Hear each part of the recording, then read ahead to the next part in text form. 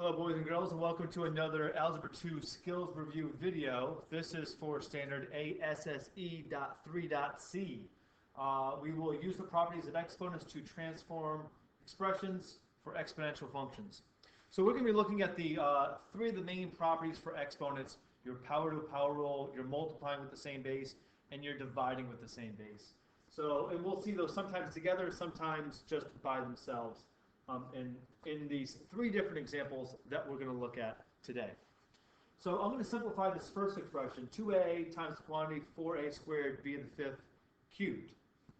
So the first thing I notice as I work from the inside out, I'm looking inside here, and there's nothing I can do to simplify that. That's as simple as it gets.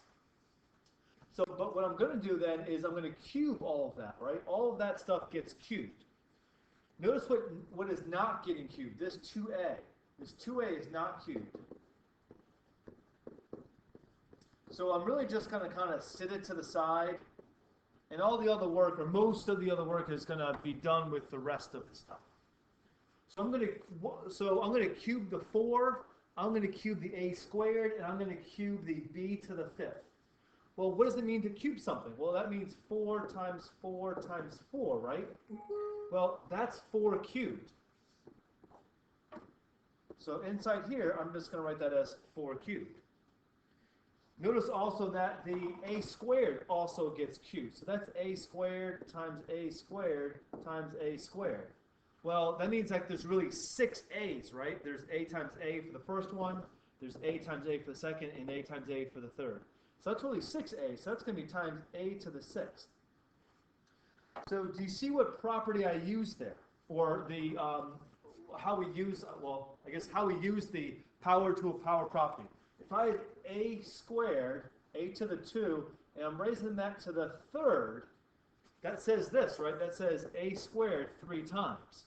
So what do we do with those exponents? Well, 2 and 3 somehow combined, I got 6. Well, that's got to be multiplication. So the shortcut here, and I'm going to use it for the last one, when we have a power to a power, like I have here with the b to the fifth cubed, I'm going to multiply those exponents, and I'm going to get b to the 15th.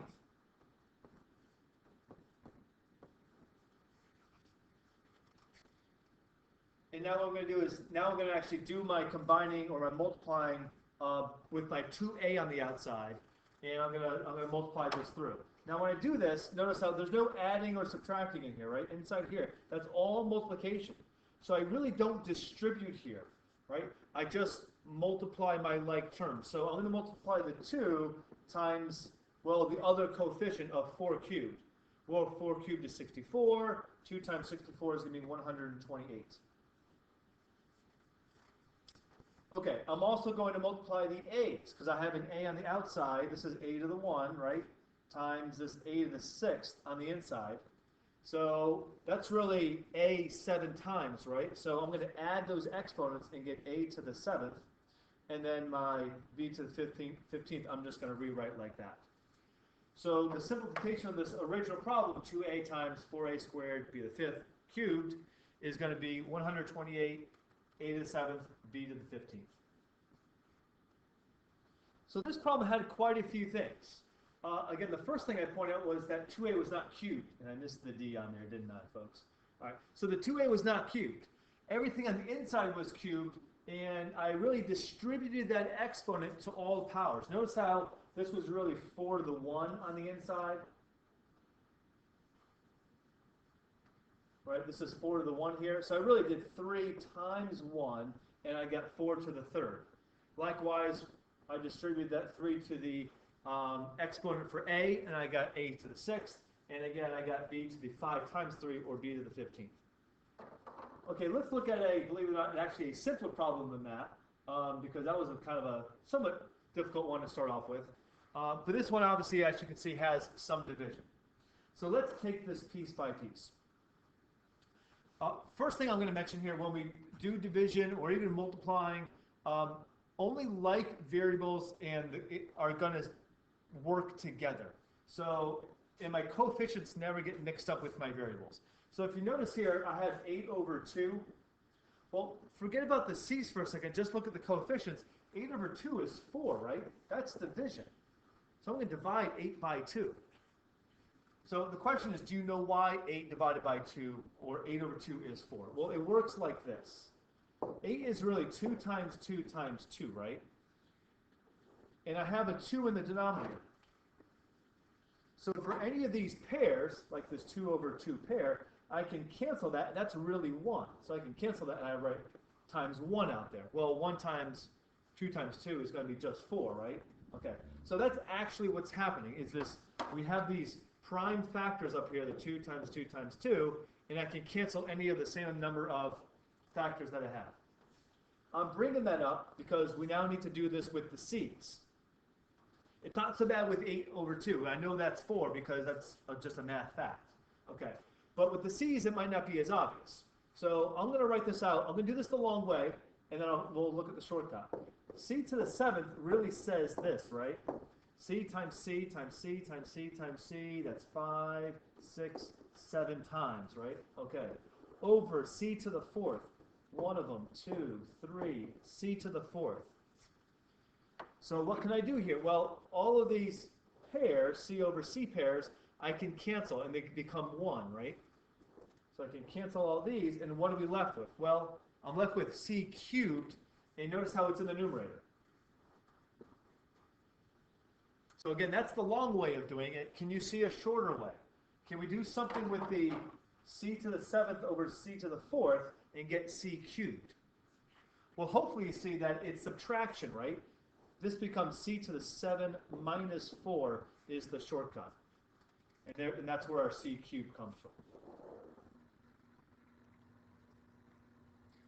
Okay, so we're going to employ this subtraction technique, our division with the same base here, multiple times in this next problem. So notice how I have x's, y's, and z's going every which way. I have some negative exponents. I have some positive exponents. The nice thing is, again, the variables don't mix, right? X's go with x's, y's go with y's, z's go with z's. Okay, so what I'm doing here first is I'm just looking at my first variable. Actually, what I'm really doing is I'm looking at my coefficients first. Well, this is really 1 over 1. Okay, so I really don't need to worry about the coefficients. I kind of made this one a little bit nicer. Okay, so second thing I'm going to do is look at my first variable in line. Well, I've got some x's there, right? This is really x to the 1. And I'm going to do the subtraction, right? Top exponent minus bottom exponent, or exponent in the numerator minus exponent in the denominator.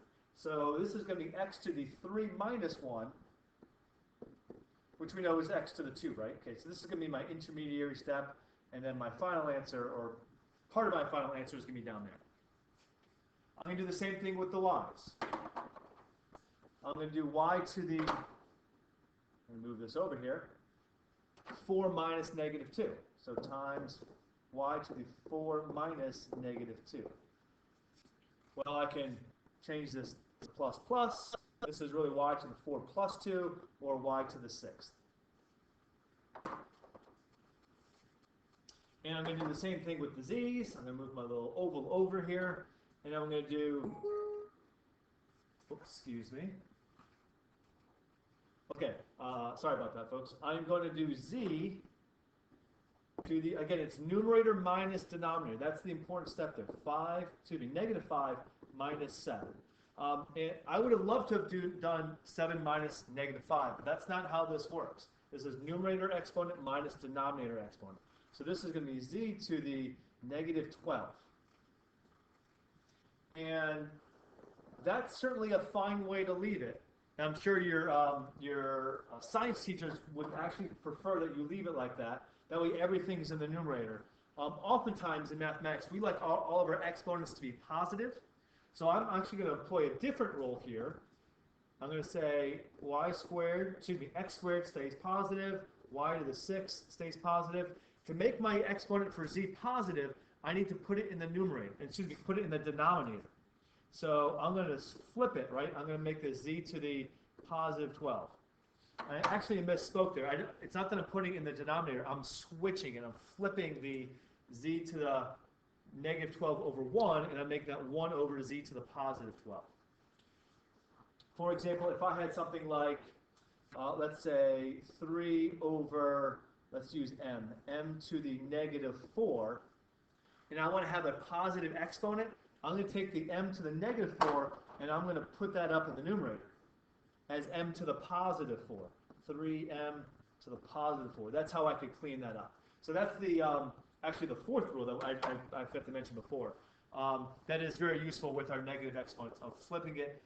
Again, if it's in the numerator, change the sign from the denominator, and vice versa. If it's in the denominator with a negative exponent, you can cross the line, change the sign, and put it in the numerator with a positive exponent, as you see here. So hopefully you found those. I know the last little bit was a little bit wordy there. Hopefully you found this useful here. Again, this was standard A-SSE.3.c, using properties of exponents to transform expressions for exponential functions.